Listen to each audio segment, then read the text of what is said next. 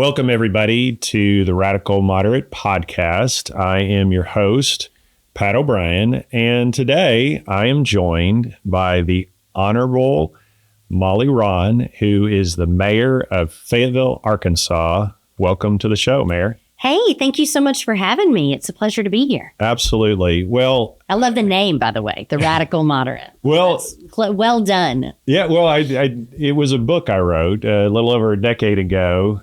Quite frankly, I don't think anybody read it. So some close friends and family read it. Well, now I'm embarrassed that I didn't know that, so I should have done my homework. You were with the great majority of people who never read it, but you'll go back and watch episode 1, and it'll kind of tie in. And so I guess I'm already up to episode 7. So thank you. You're my first elected official.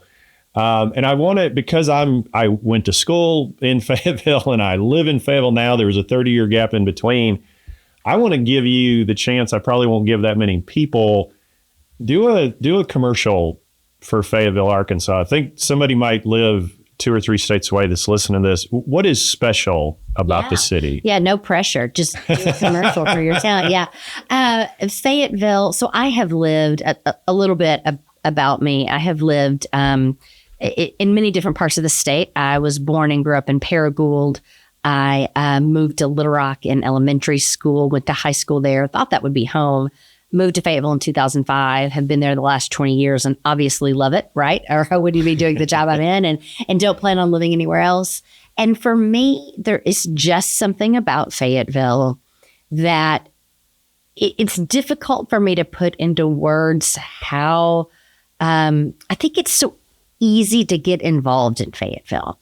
And what I mean by that is if you're someone like me that's really interested in politics, both professionally, but also as a hobby, I feel like Fayetteville is an easy place to get engaged. It's an easy place to feel like your voice is being heard. But then on the for normal people who don't perhaps want to spend their free nights and weekends hanging out at City Hall listening to committee meetings, Fayetteville, to me, is that perfect mix of having wonderful amenities, wonderful restaurants, a great nightlife scene, and also access to nature that is not that far away. It does not take you that far in Fayetteville to be out in the wonderful, Ozarks and out in that region, or at the, America's First National River, the Buffalo River. We are so situated in such a great space geographically, but we do have those amenities that you typically find in a bigger city. And I think that surprises people when they're visiting. And, I used to work in the tourism industry for our city, and people in Fayetteville sometimes get tired of talking about the trails. But the reason that we talk about them all the time is because how important to tourism they are and how important to quality of life they are. I mean, we have 50 miles of paved trail, give or take, 50 miles of off-road trails, give or take. And rarely am I visiting another state where somebody doesn't talk about, oh, I've been wanting to come to Northwest Arkansas. I've been wanting to come to Fayetteville. Like I want to ride your trails. I want to see what it's all about. And so I think that just the diversity of experiences we have with the city feel, with that access to outdoor recreation is unique. Well, I think you're a great spokesman for the city. One thing I would say about the people hearing about us, I was sitting at a restaurant bar in Birmingham, Alabama on business. This is several years ago. This married couple walk in, they're in biking gear and engage in conversation with them. And it was about Bentonville, but same proximity, Northwest Arkansas, same nature and everything. What city did you say? I've not heard of. There's Bentonville. Not heard of Benton. I've not heard of this place. For those, Bentonville is a close. It's got a ville on it too, but close by. But Fayetteville, to me, you could interchange it. But they had been there, and that biking was something that attracted them, and I think.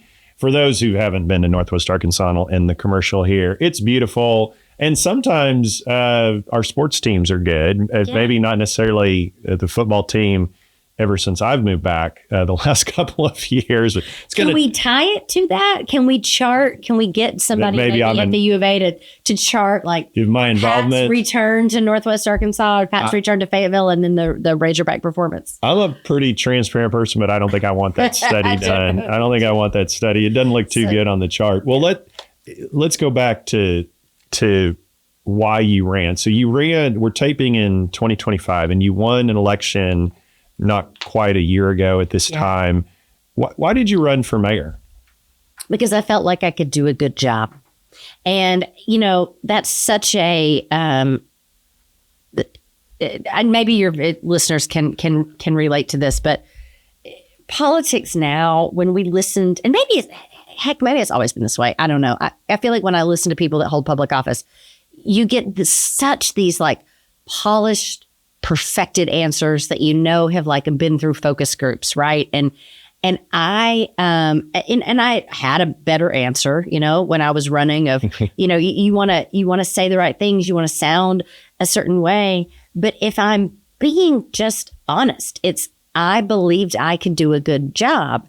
And no disrespect to my predecessor, he was seeking a 5th term. So it would have put him at the end of that term 20 years as mayor, between 24 and 28 in public service, 28 as an elected official, had he done another term. And I just knew that Fayetteville had changed so much during that time. A lot of it for the better, and a lot of it to his credit, for sure. But also I saw a lack of, we were doing a lot of wash, rinse, and repeat. Good. Right. And it seemed like we had gotten a little complacent, and I worried about what the next 20 years of our city was going to look like if we didn't start doing things differently. And I'd been working with the city closely in my job at the time for, the better part of a decade, and had seen a lot of the way things were happening and the way that decisions were being made, and really believed we were ready for a change. It helped that I made that decision when I was also under the impression that I wouldn't be challenging an incumbent. So that helps. And so I sometimes wonder, would I have still decided to throw my hat in? So you're saying you were in the impression that he wasn't going to run again? Initially, okay. Yes. Yeah, initially, yes. And so now, to be clear, when I did know that he was going to run again, when I did find that out, I didn't, it was still pretty early on, and I didn't back away. So, right. But when I announced formally, I knew, that he was going to be my opponent. But when I went through that decision-making process, right, with my family, with my friends, thinking about, do I really want to do this? All of that sort of internal work that happened behind the scenes for me was, planning this campaign in my mind that he would not be my opponent. And so that was a shift that I had to make really quickly. Right. Because I was ready, you're drumming up this plan. I mean, you know what it's like. You've run for office before and making this plan, and then finding out, curveball, do I still want to go forward with it? And ultimately, yeah, I did. Well, I think your answer is interesting, because I think it's hard for me, being a former elected official, to think like just people who've never done it, never run for anything, who would probably never go to a county or city meeting, that sort of thing. But the answer you gave was, I just thought I could do a good job. And when you think about it, isn't that the reason most people take any job? Like, why do you major in math in college? Like, you think you could be good at it. And you enjoy it, hopefully. For sure. And let me tell you, for those listening who've never done it, if you don't enjoy campaigning, if you don't enjoy being in the public eye, if you don't have a thick enough skin when people on the internet say really vile, nasty, horrible things about you, it's not going to be enjoyable. Yeah. And so I think it's a great answer, and I appreciate you just kind of, cutting to the chase. So you did win. We'll move past it. You're maybe, I don't know, 10 months in ish right now. What's it been like? Just first off, meaning, how many people does the city employ? Like, what do you do on a daily basis? We have, and I don't have the report in front of me, but I'm going to say, give or take, we have about 900, we have about 900 positions. Now, at any given time, we have vacancies and they're not filled. So that doesn't mean there are currently 900 people right now working there, but including the staff at City Hall, all our departments, fire and police, there are around 900. And one of the things I love about my job is it is different every single day. And I get this question so often of describe a typical day. And maybe by the end of my first term or the end of my time in office, I'll be able to describe it for you better, because I know the type of answer people want me to give, and I don't know how to give that answer, right? Like, so today I'm sitting down with you, right? And I'm doing a podcast. And so a lot, like most people in any sort of job nowadays, a lot of my job is in meetings, right? Meeting with water and sewer, understanding what their challenges are right now, meeting with our city attorney, meeting with my chief of staff. I mean, there's all of the external stuff that when you think about being a mayor, that people think about, the politics of it, the legislation that we're trying to accomplish at the council level. And then there's running a business and right. Or just running an endeavor, an enterprise, if you will, that is the city, with departments and HR and payroll and accounting, and just like keeping the trains running. Because in Fayetteville, we have a strong mayor system. So I know you have listeners, probably from all over, and there are different forms of government. So there are mayors across the country whom their job is very ceremonial. They are a figurehead. They shake hands and kiss babies and cut ribbons. And then there is a full-time, in a lot of cases, it's called a city manager, that reports to a board of directors, or what we would call a city council. And that city council is in charge of that person's employment.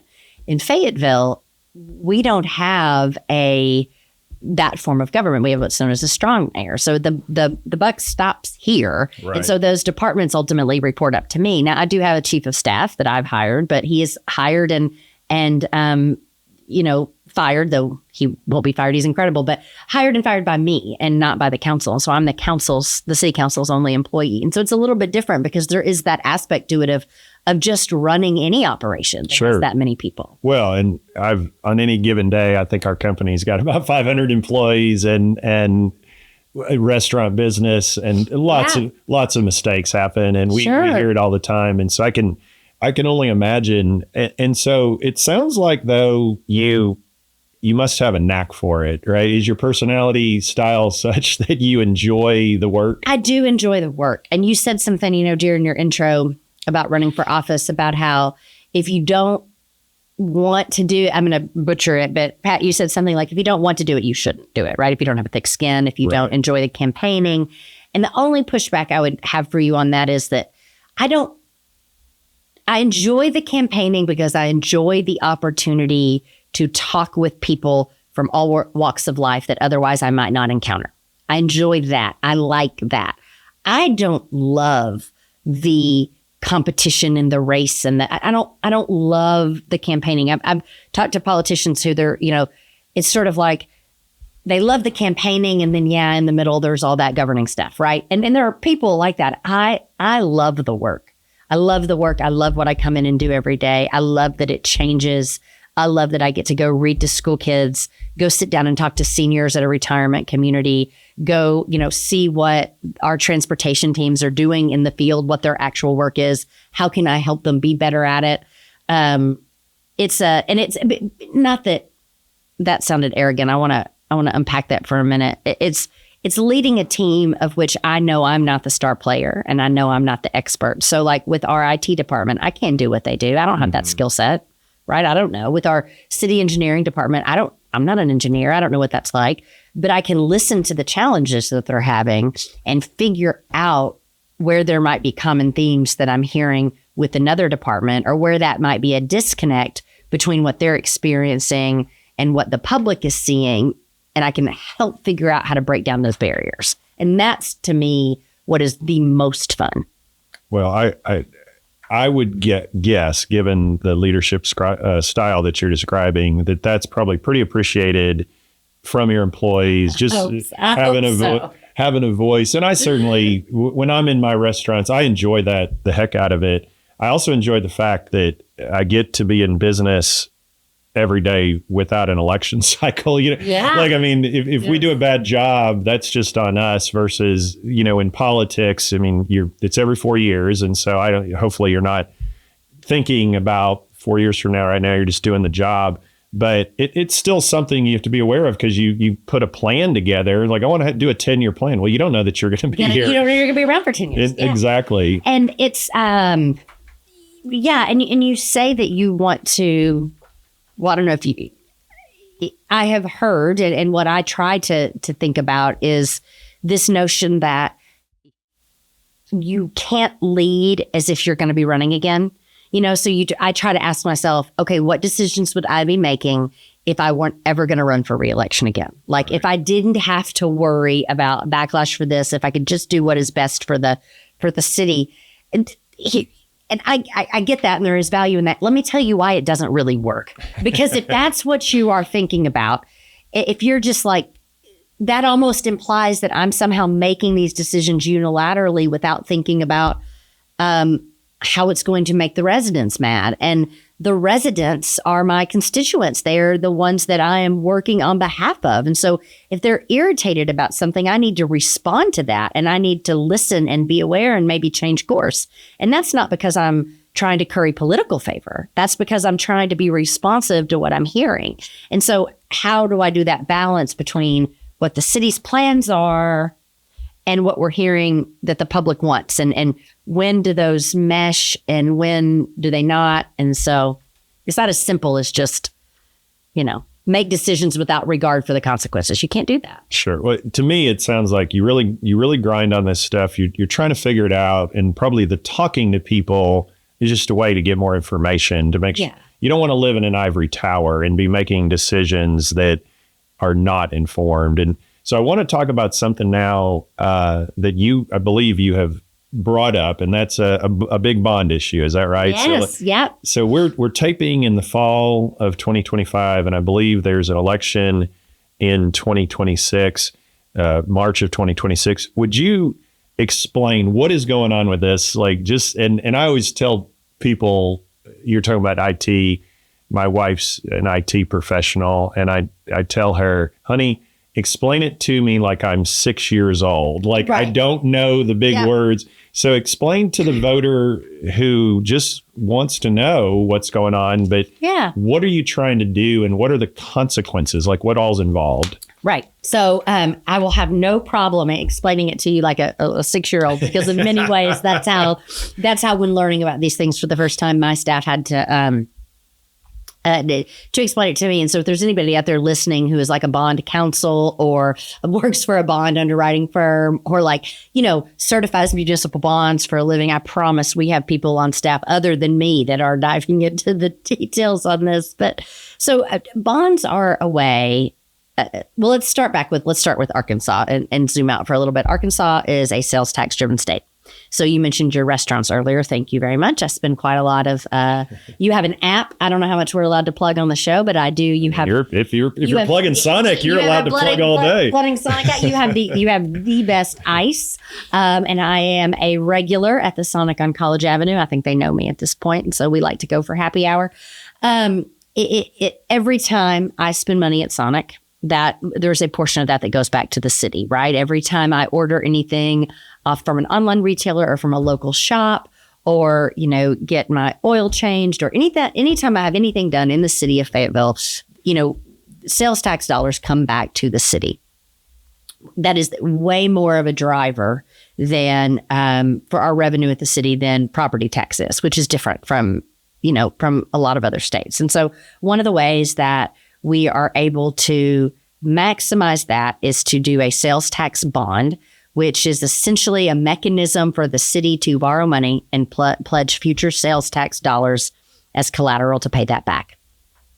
We did that. So we've done that several times. I mean, municipalities do this like every few years or so.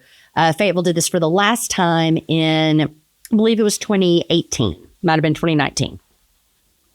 And it is what built the new police station in Fayetteville. It is what built the Fay Jones Woods and the Upper Ramble. It was known as the Cultural Arts Corridor at the time. It was responsible for many trail improvements, streetscapes enhancements, amenities into our parks department. And so what happened is that we began to, what happened first is the state legislature changed the rules on us. Okay. A municipality could decide to hold a bond election whenever they wanted, right? Whenever they wanted to spend the money to do it. Now the laws have changed, and you can only go to the voters for a bond election during a primary election or during a general election. So I think you're saying it used to be you could call a special election. You could call a special election. Which might, just perception is that you might call it when you don't think a ton of people are going to vote to maximize your chances. So judgment aside about whether or not that was a good decision or a bad decision, there was certainly, I think what we can all agree on is there was certainly leeway in the timing, right? There is not now. So Fayetteville, because we have had sales tax growth, which is a good thing, right? We've all been driving to your restaurant and getting that Sonic Ice. We've had sales tax growth. We are likely going to have those bonds paid off fairly soon. That we thought it was going to be a 10-year thing. They're going to be paid off in a much shorter time frame than that. Because of that, we have the two options in 2026, because it's the midterm elections. It's a gubernatorial election year. We have March and we have November. And so you couldn't do it in 25 or 27, is that accurate? We could not do it in 25 or 27. Okay. And so if we were to not go to the voters in 2026, we would be running the risk that the bonds would mature, and we would have to, if we wanted to do another sales tax bond, go out to the voters and ask to then raise their taxes because that tax would expire. Okay. I see. And I don't want to do that. Nobody wants to do that. Nobody wants their taxes raised. And it also really hinders the ability of the city to do really critical, important infrastructure investments without raising taxes. So there is a 1 cent sales tax that is there, that is, when you come out and vote for this bond initiative in March, when it's on your ballot and you vote for it, your taxes are not going up at all. You are paying the exact same as you have been paying on all goods and services. And so we run into a timing issue of wanting to make sure that is when we can situate it sort of in the calendar. This is the largest bond package that we've ever brought forward in Fayetteville. It's about $325 million. And it is for critical infrastructure improvements. The number one item in the bond in terms of dollar amounts is the Nolan plant, also known as our Eastside water and sewer, our Eastside sewer plant. And we have a 3-phase study that we had a local firm do and assess. And there are several of components of that sewer system that are reaching the end of their life cycle and that are at capacity. And that's the biggest part of the bond issue. And I'll stop right there in case you have more questions that I've been going. No, what I'd say is I appreciate the background on how a bond works. A lot of that law has changed from even my understanding of it, say 20 years ago. And not, pro or con, there's some clarity now for municipalities. Yeah. You can't surprise the voters. You have to do it at certain times. Let's assume that good things happened with the 1 cent sales tax that were previously done. I'll tell you my opinion, then I'll give you the cue it up for the defense of why this is needed. In general, I'm a person who says if we're going to build some public works, it probably doesn't benefit me, Pat O'Brien, a ton because, my family can afford to do a lot of the amenities or travel, but I want to be more community minded. And so I generally almost always vote for sales tax increases. However, we know that they don't always win. So that means I'm not always the majority. Right. I want you to think, Mayor, of a person, imagine a person who maybe has a libertarian streak. They want government to be as small as possible. They're just kind of not sold on any kind of taxation, but they understand certain things need to happen. What is it? And maybe you can't get their vote, but what's your pitch of why that person should vote for this particular bond issue? Yeah. So I want to clarify one thing that you said before I answer that question, and it's that you said you almost always vote for a tax increase. And I know that you know this, but just for the listeners, that this is not it's a continuation. Increase. It's a continuation. Yeah. Sure. Just semantics. But yes, I get it. What I would say is that everyone who lives in the city of Fayetteville We all flush the toilet, and we all want that to go where it needs to go, right? And we all want that to be treated well and maintained and sanitary, so that when we go into the other room and turn on the tap, the water that comes out is clean and safe in our drinking water, and everybody wants that. And that gets paid for by city government, and that gets paid for in one of two ways. It gets paid for by the ratepayers. So when you send a bill to the city every single month, that is your water and your sewer bill, right? Or it gets paid for through still through the taxpayers, but in the form of a sales tax capital bond. So what happens if a bond like that, like the question that's going to be there in March is the $150 million for the water and sewer upgrades. Let's say that fails. We as the city, what we don't do, we then have to make difficult choices. Here's a choice that is not on the table. Fixing the Nolan plant or not repairing it, not upgrading it, not making sure we can continue its capacity and its life cycle for another 20, 30 years. That is not an option. That is grossly irresponsible. So the question then becomes, okay, how do we pay for it? The ratepayers are how we pay for it. So then what happens is your water and your sewer rates go up. We couldn't bond it out. We couldn't borrow against ourselves. We couldn't borrow against future sales tax. So we pass it along to the ratepayers, right? And so that's an understanding that I need people. We're not saying, these water and sewer things are nice to have. And that's just one part of the bond, but that's the one we started talking about. Also, there's $56 million for street improvements, right? Whether you are a passenger in a car, driving in a car, or riding public transit, you need safe streets, safe intersections, more walkability, easier flow of traffic. A problem we have long identified in Fayetteville are east-west corridors. We don't have a lot of them. We've found better and more convenient ways to go north and south, right? But if you're trying to transverse east and west in Fayetteville, it's a little bit trickier. And so this will address some of that. There are also some quality of life what I will call quality of life amenities for the Parks Department in particular, with a new aquatic center and with improvements to the existing parks. Let me ask you about the aquatic center. Yeah, please do. Because I read a lot of misinformation, so I would love to clear up. Well, I know nothing, and we have a membership to an athletic club. It's got a pool. Yeah. Again, I feel personally I'm taken care of, but I don't necessarily vote my personal interest. Let's talk about the aquatic center. What is that, and why is it a good thing for Fayetteville? It is a good thing for Fayetteville. I think it is important for a city to have places for its residents to recreate and enjoy and to have quality time and to be able to do that in an affordable way. It's also represents an important partnership with the school district that we have been exploring. So Fayetteville Public Schools, they don't have a place for their swim team to practice, right? Okay. So they often have to compete for space at private locations, which is not ideal. Probably like the club that you were mentioning that you're a member of, it may or may not be one of those places, or they have to go to neighboring cities. And so in addition to it being a nice thing to have, good for the school district, it's also an economic driver in that every time a parent puts kids in the car and drives them to Springdale, Rogers, or Bentonville to enjoy their aquatic facilities, which they all three, by the way, have them, they are taking money with them.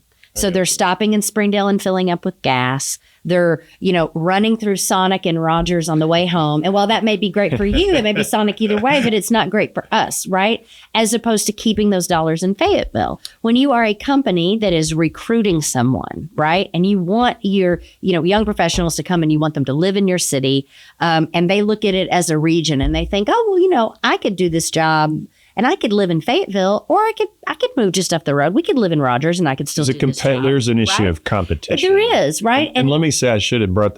I kind of lost track of time. We get so deep into this. Let's do this. I want to keep talking about the aquatic center. Okay. We're gonna have to do it on our next episode. Oh my gosh! Next episode. We've already gotten out of the time this week. I think and I'm gonna pick right back up so.